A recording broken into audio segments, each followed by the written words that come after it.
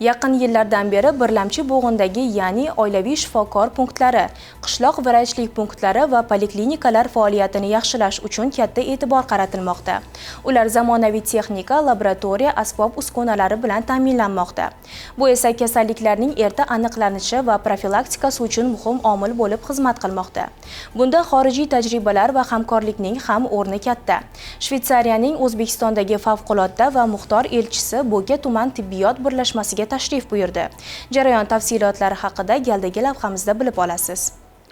Dastlab mehmonlarga O'zbekiston Respublikasi Prezidentining sog'liqni saqlash sohasida ixtisoslashtirilgan tibbiy yordam ko'rsatish tizimini yanada takomillashtirish chora-tadbirlari to'g'risidagi qarori asosida Ishonch 2030 loyihasi chora-tadbirlari va yo'l xaritasi ishlab chiqilgani haqida ma'lumotlar berildi. Loyihada respublikamizdagi barcha tug'ruq komplekslarini, tug'ruq bo'limlarini to'laqonli va sifatli tibbiy jihozlar bilan ta'minlash rejasi ko'zda tutilgan. Shvetsariyaning O'zbekistondagi favqulodda va muxtor elchisi boshchiligidagi delegatsiya tumanning tibbiyot birlashmasidagi hamda tizimdagi tub islohotlar bilan tanishdi. Ular bilan bir safda Birlashgan Millatlar Tashkiloti aholishunoslik jamg'armasining O'zbekistondagi doimiy vakili, UNICEFning vakolatxonasi rahbari o'rinbosari, Sog'liqni saqlash vaziri o'rinbosari, Toshkent viloyati Sog'liqni saqlash boshqarmasi mutasaddilari va xalqaro ekspertlar ham jarayonni ko'zdan kechirdi.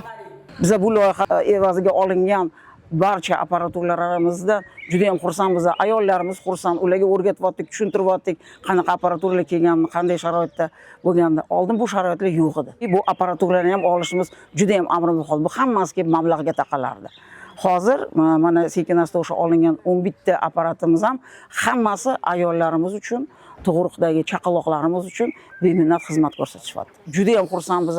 Yurtboshimiz yilni boshini mana shunday bexatar onalikka qaratganlar. Mana shu chiqargan prezidentimizning farmonlari, qarorlari ijrosini aynan yuzi deb o'ylaymanmi, mana shu qilayotgan ishlarimiz. Shu maqsadda barcha tug'ruq muassasalari monitoring qilingan va ularning ehtiyojiga qarab zarur zamonaviy tibbiy apparaturalar bilan ta'minlash rejalashtirilgan. Ushbu zamonaviy tibbiy jihozlar o'z navbatida onalar va go'daklar o'limining oldini olish, muddatidan oldin tug'ilgan chaqaloqlarni parvarishlashda muhim ahamiyatga ega. Shu maqsadda Bo'ka tuman tibbiyot birlashmasi tug'ruq bo'limi Ishonch 2030 loyihasi asosida 9 xil turdagi 11 ta tibbiy apparatura va jihozlar bilan ta'minlangan. Delegatsiya a'zolari tug'ruq bo'limi xodimlari bilan suhbatlashdi. Zamonaviy texnologiyalarning qanday ishlashini kuzatdi. Ayniqsa, muddatdan oldin tug'ilgan go'daklar uchun yaratilgan sharoitlar mehmonlarda katta taassurot qoldirdi.